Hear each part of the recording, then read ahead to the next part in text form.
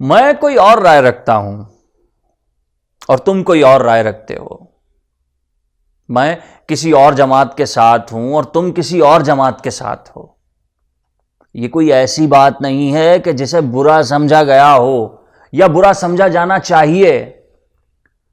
یہ تو سچ کو تلاش کرنے کا ایک طور ہے. تم سچ کو بائیں طرف تلاش کرتے ہو، میں سچ کو دائیں طرف تلاش کرتا ہوں.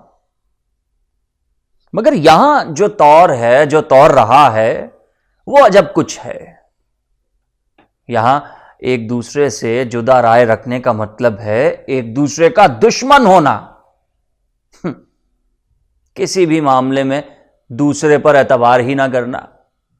ارے کیا عقل و ہوش کی سلامتی اور سیاست کے یہی معنی ہیں کہ ایک جماعت دوسری جماعت پر کسی طرح اعتبار کرنے کے لیے تیار ہی نہیں؟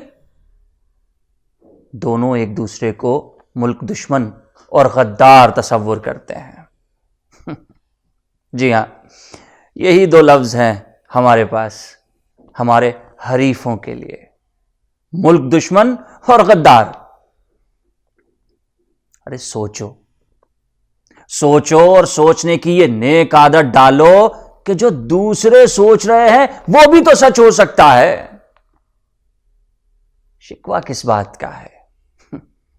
ارے بحث ہونا چاہیے، ضرور ہونا چاہیے. اسی بات کا تو شکوہ ہے کہ ہم بحث کے خوگر نہیں ہوئے، ہم صحت مند بحث کے خوگر نہیں ہوئے. وہ صحت مند بحث جو سچائی تک پہنچاتی ہے. جان ایلیا، 1989، فرنوت.